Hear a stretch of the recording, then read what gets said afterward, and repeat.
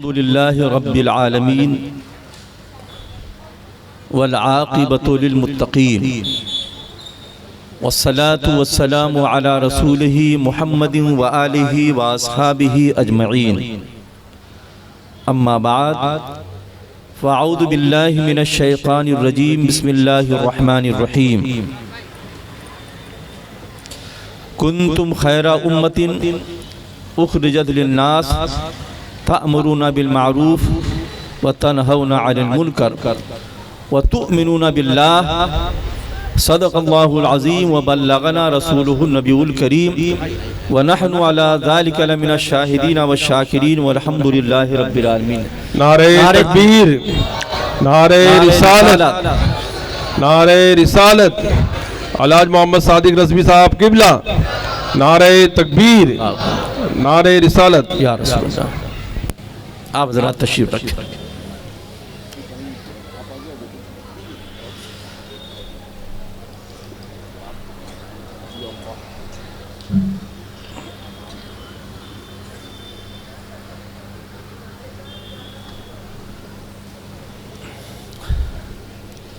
درود پاک پڑھیں۔ اللہم صلی علی سیدنا و شفیعنا و حبیبنا و مولانا محمد و آلہ و بارک وسلم صلاۃ و سلام علیکہ یا رسول اللہ صلی اللہ علیہ وسلم۔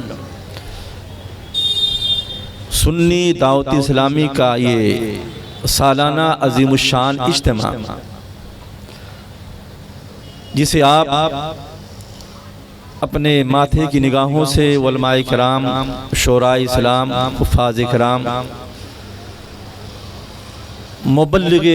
مبلغین سنت دعوت اسلامی کی کثیر تعداد یہاں پر تشریف فرما ہے، جو اللہ کے رسول صلی اللہ علیہ وسلم کے سنت مبارکہ کو اپنے چہروں، اپنے سروں، اپنے جسم پر سجائے ہوئے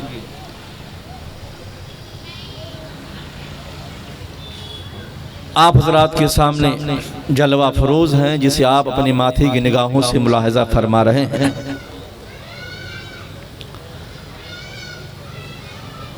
سنی دعوت اسلامی کا مقصد ہی یہی ہے کہ لوگوں تک اچھی بات پہنچائیں اور لوگوں کو برائیوں سے روکیں۔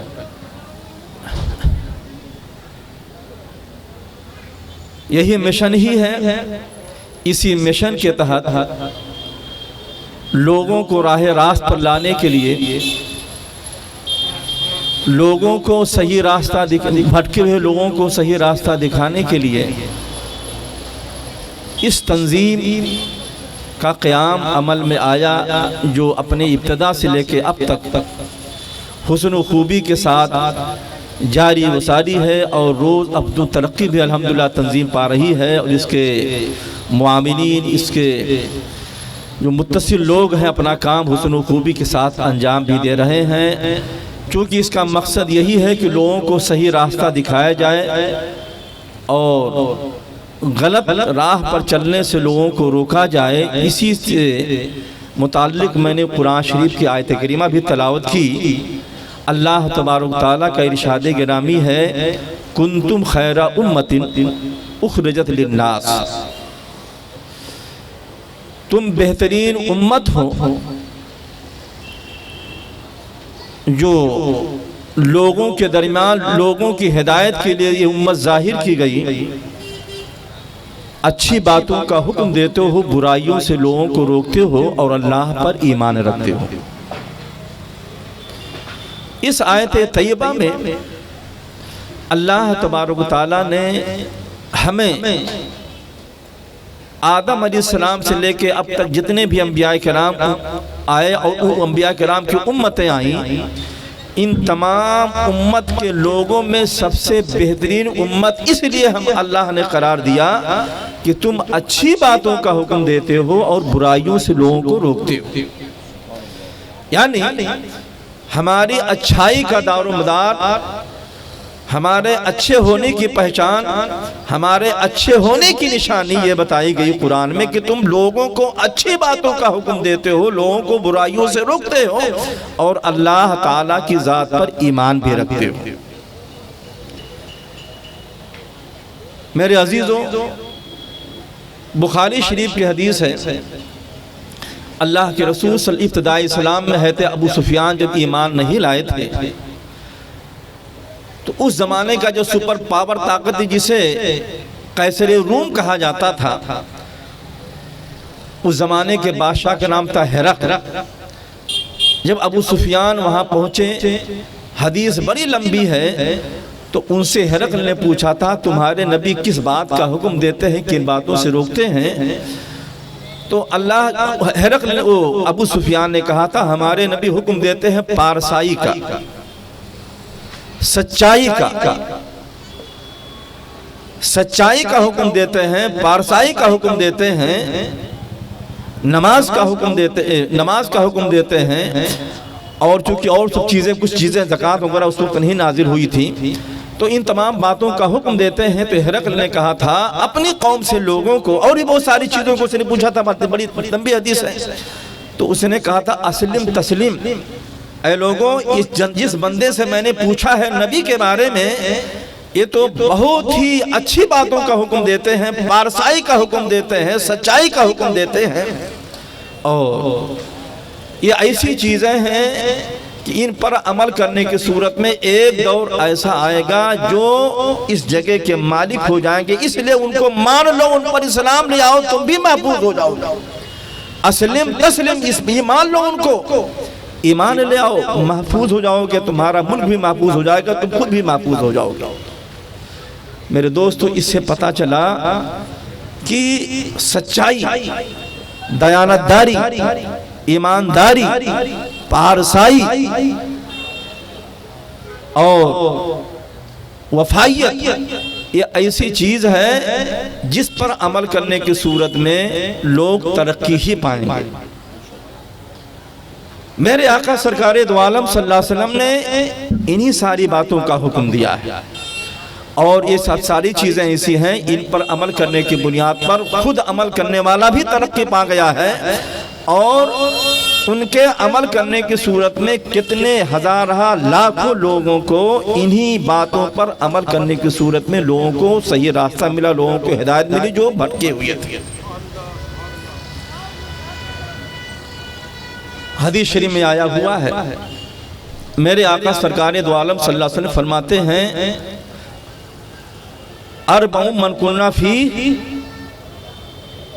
کانا منافقا خالصا ومن کانت احد منہن،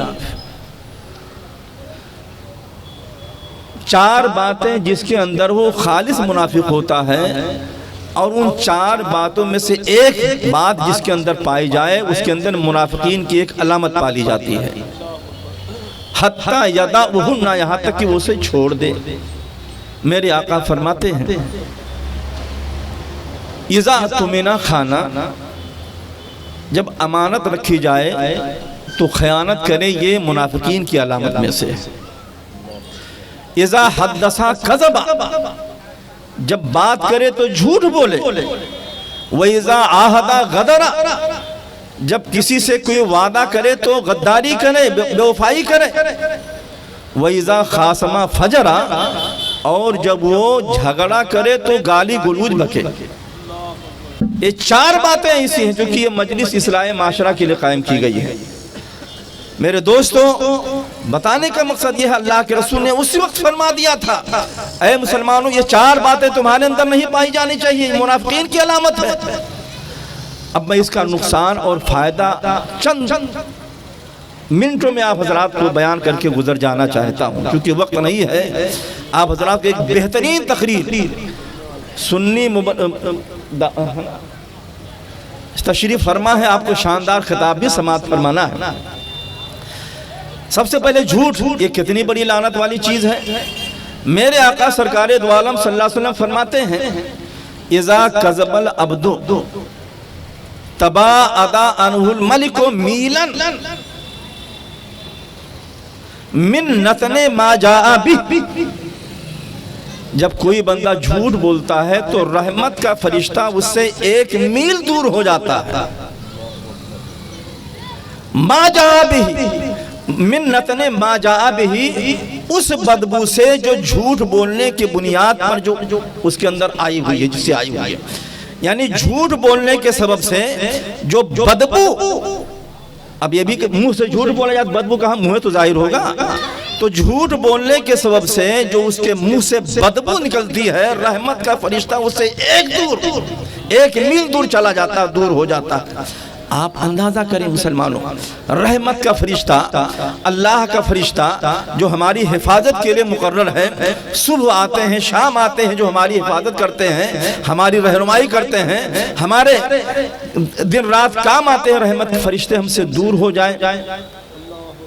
میرے دوستو، یہ جھوٹ یہ ایسی بلا ہے جس سے مسلمانوں کو اللہ کے رسول نے، مسلمانوں ہی نہیں سب کو روکا، لوگوں جھوٹ مت بولو، بہت بڑی مصیبت ہے۔ کسی کے ساتھ غداری مت کرو، یہ بہت بڑی مصیبت ہے۔ جب جھگڑا کسی سے پیدا ہو جائے، گالی گلوچ مت کو، بہت بڑی مصیبت ہے۔ اور ساتھ ہی ساتھ جب تمہارے پاس امانت رکھی جائے، اس میں خیانت مت کرو۔ آئیے میرے عزیزو، ایک مثال آپ کو دوں، آپ جب ان تمام 4 چیزوں پہ بچیں گے اور ان 4 چیزوں سے پرہیز کرنا شروع کریں گے اسلام لانے کے بعد، اس کا فائدہ کیا ہوگا؟ ایک مثال میں آپ حضرات کو 1 منٹ بتا دوں۔ انڈونیشیا ایک ملک ہے، اس ملک میں کچھ تاجر آئے، کہاں سے آئے؟ مسلم ممالک سے آئے، تجارت کرنے کی غرض سے۔ تجارت جب کرتے تھے تو لوگوں سے جب تجارت کرتے تھے تو کہتے تھے یہ مال ہے، یہ اچھا ہے، اس مال میں یہ خرابی ہے، اس مال میں یہ خرابی پنہا ہے، اگر تمہارے سمجھ میں آئے تو لے لو۔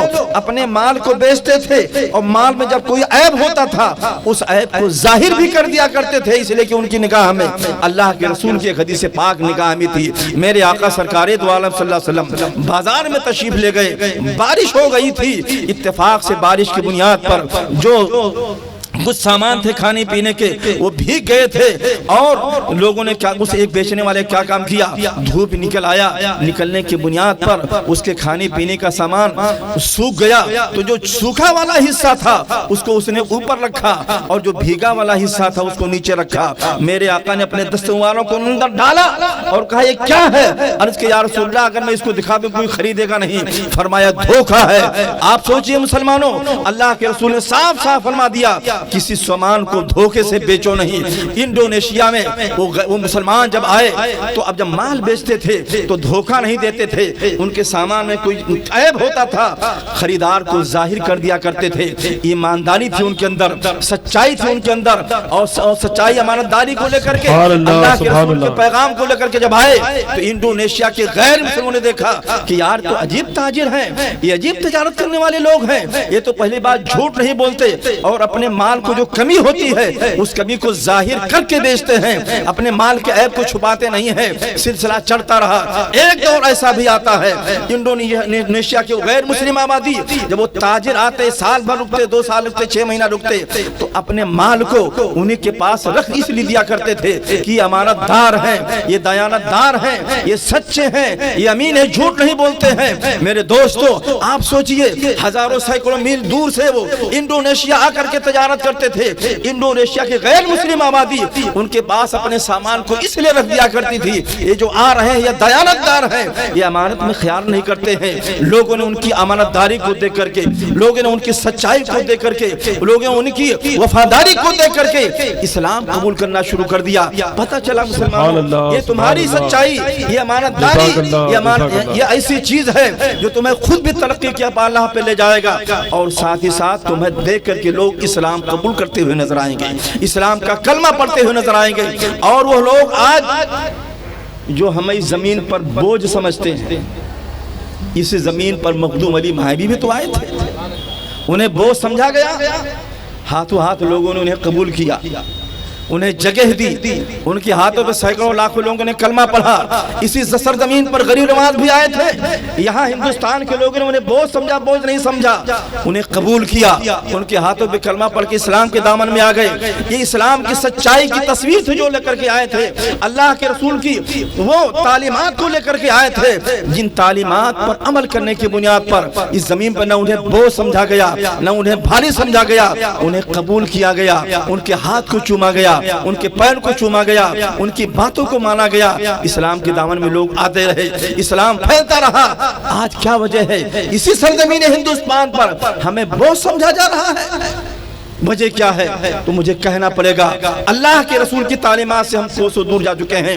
میرے آقا نے فرمایا تھا جب بولنا تو جھوٹ مت بولنا. میرے آقا نے فرمایا تھا جب وعدہ کرنا تو وفاداری کرنا, پورا کرنا. میرے آقا نے فرمایا تھا کہ جب امانت تمہارے پاس رکھی جائے تو خیانت مت کرنا. یہ اسلام کے ماننے والوں کی پہچان ہے, اسلام کے ماننے والوں کی نشانی ہے. میرے دوستو, یہ ساری باتیں ایسی ہیں جس کی بنیاد پر عمل نہ کر کے آج ہم زمین پر بوجھ بن چکے ہیں. لوگ ہمیں اس زمین پر بوجھ سمجھتے ہیں.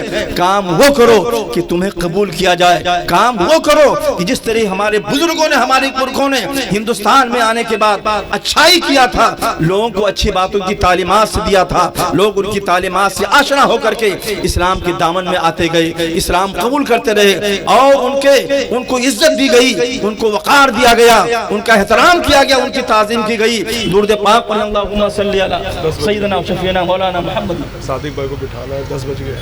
مالک وسلم صلاۃ و سلام علیک یا رسول اللہ. حضرات میں تقریر کرنے تو آیا نہیں, لیکن لوگوں نے کہا تھا چند منٹ آپ کو بول دینا ہے, لوگوں کو آپ اللہ اس کے رسول کا پیغام پہنچا دینا ہے. کہنے کا مطلب یہ ہے مسلمانوں, اللہ تعالیٰ کا فرمان کہ یہ بہترین امت ہے جو لوگوں میں ہدایت کے لیے ظاہر کی گئی, اور تم اچھی باتوں کا حکم دیتے ہو, بری باتوں کو روکتے ہو, بری باتوں سے لوگوں کو روکتے ہو, اور اللہ پر ایمان رکھتے ہو.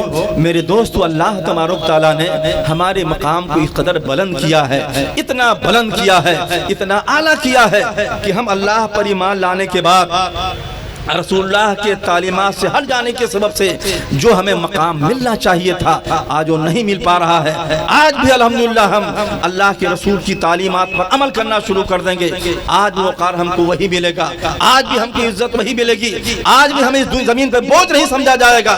آج بھی ہم جھوٹ سے بچیں. اس کے نقصانات کیا کیا ہیں بڑی تفصیل ہے, میں تفصیل میں نہیں جانا چاہتا, لیکن اس کے بڑے نقصانات ہیں. جن چیزوں سے اللہ کے رسول نے ہمیں روکا ہے تو ہمیں اس سے بچنے کی ضرورت ہے, اور جن باتوں کا اللہ کے رسول نے ہمیں حکم دیا ہے اس پر عمل کرنے کی ضرورت ہے. اس کے بڑے فوائد ہیں. اللہ تبارک تعالی ہم سب کو ان تمام باتوں پر جو میں نے عرض کیا قرآن و احادیث کی روشنی میں عمل کرنے کی توفیق رفیق عطا فرمائے.